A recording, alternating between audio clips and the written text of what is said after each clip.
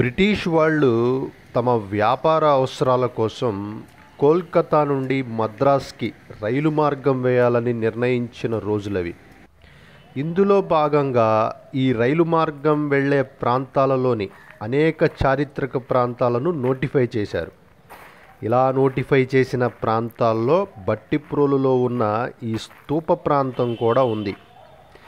తవ్వకాలు జరుపుదామనుకున్న సమయానికి అంటే 1870 నాటికి బట్టిప్రోలు శివార్లలో ఒక పెద్ద ఎత్తైన దిబ్బ ఉండేది. ఈ దిబ్బనే స్థానికులు లంజదిబ్బగా పిలిచేవాళ్ళు. ఈ దిబ్బలో ఏముంది అనే విషయమై స్థానికుల్లో రకరకాల ఊహాగానాలు ఉండేవి. పురావస్తు అధికారులు ఈ దిబ్బలో తవ్వకాలు జరిపినప్పుడు ఒక పెద్ద దిబ్బ మరియు 2 చిన్న దిబ్బలు కనుగొన్నారు.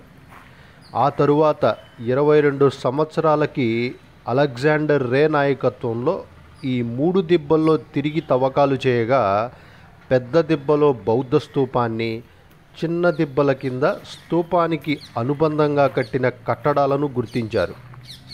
ఈ స్తూపాన్ని 40 మీటర్ల వ్యాసంతో ఇటుకలతో నిర్మించారు. అదనంగా ఈ స్తూపం చుట్టూ మరొక 2.4 మీటర్ల వెడల్పుతో నిర్మించిన ఒక ప్లాట్ఫామ్ని కూడా మనం ఇక్కడ చూడొచ్చు. అలాగే ఈ స్తూపానికి అనుబంధంగా చలువరాళ్లతో నిర్మించిన అందమైన మండపాన్ని కనుగొన్నారు. సరి అయిన రక్షణ చర్యలు లేక తరువాతి రోజుల్లో ఈ మండప ఆనవాళ్లని పగలగొట్టి ఆ మార్బుల్ రాళ్లని బట్టిప్రోలుకి పక్కనే ప్రవహించే ఆలూరు కాలువకి గేట్ల కింద వాడారు. సంరక్షించబడిన 1-2 మార్బుల్ రాళ్లని నేటికి మనం ఇక్కడ చూడొచ్చు. ఇక ఈ మహాస్తూపం విషయానికి వస్తే ఇటుకలని తొలగించి స్తూపం చివరికంటా తవ్వినప్పుడు 3 రాతి పాత్రలని కనుగొన్నారు. ప్రతి రాతి పెట్టెలో ఒక రాగి పాత్ర, ఆ రాగి పాత్రలో ఒక వెండి పాత్ర, ఆ వెండి పాత్రలో ఒక బంగారపు పాత్ర, ఆ బంగారపు డబ్బాలో తథాగతుడి బొనికలతో తయారు చేసిన గింజలు, అలాగే స్ఫటిక రాళ్ళని కనుగొన్నారు. ఈ రాతి పాత్రల మీద కొన్ని రాతలు కనబడ్డాయి.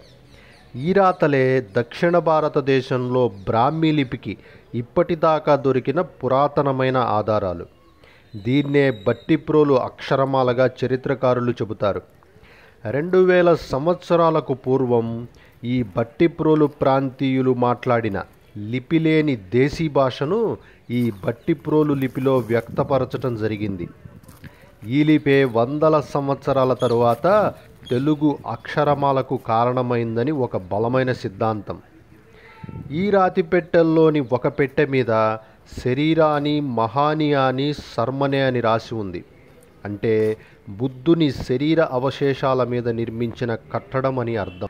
ఈ స్తూపం ఎవరు కట్టారు, ఎందుకు కట్టారు, ఎందుకు ఇలా పాటి దిబ్బలా మారింది అనే విషయాలు తెలుసుకోవాలి అంటే 2000 సంవత్సరాలు వెనక్కి వెళ్ళాలి. క్రీస్తు పూర్వం 3వ శతాబ్దానికి ఈ ప్రాంతమంతా కూడా మౌర్య చక్రవర్తి అశోకుని పాలన కింద ఉండేది. ఈ మౌర్య సామ్రాజ్యానికి సామంతులుగా, అప్పటికి చిన్న పాలకులుగా ఉన్న శాతవాహనులు ఈ ప్రాంతాన్ని పరిపాలిస్తూ ఉండేవాళ్ళు. అప్పట్లో ఈ నగరాన్ని ప్రతీపాలపురం అని పిలిచేవాళ్ళు. ఈ నగరం శాతవాహన రాజ్యానికి ఆర్థిక రాజధానిగా ఉండేది. మౌర్య చక్రవర్తి అయిన అశోకుని ప్రభావంతో ఈ ప్రాంతంలో బౌద్ధానికి చాలా ఆదరణ ఉండేది. ఈ అశోకుడు బుద్ధుని అవశేషాలను తవ్వించి వాటిని అనేక భాగాలుగా చేసి పూర్తి ఆసియా ఖండమంతా పంపించి వాటిపై స్తూపాలను నిర్మింపజేశాడు. ఇలా ఈ ప్రతీపాలపురం చేరిన బుద్ధుని బొనికల అవశేషాలపై ఈ స్తూపాన్ని నిర్మించారు.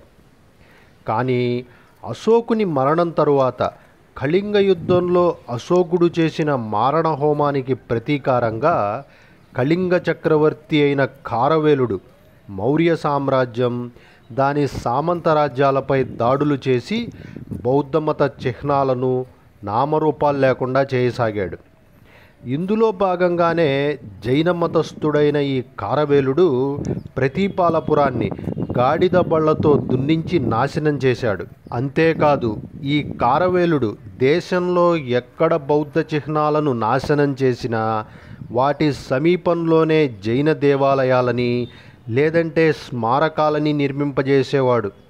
అలాగే ఈ బట్టిప్రోలులో కూడా బౌద్ధాన్ని నామరూపాలు లేకుండా చేసిన ఈ కారవేలుడు ఇక్కడికి సమీపంలోనే బాగలాముఖి అనే జైన దేవతకు గుడి కట్టించాడు. జైన దేవత అయిన ఈ బాగలాముఖి అమ్మవారే కాలగమనంలో బండాలమ్మ అనే హిందూ దేవతగా మారిపోయింది. ఈమె దేవాలయాన్నే నేడు బట్టిప్రోలుకి సమీపంలోని చందోలు గ్రామంలో బండాలమ్మ దేవాలయంగా చూస్తున్నాం. ఈ వీడియో కనుక మీకు నచ్చితే దయచేసి సబ్స్క్రైబ్ చేయండి, షేర్ చేయండి, కమెంట్ చేయండి, అలాగే లైక్ కూడా చేయండి. Thank you.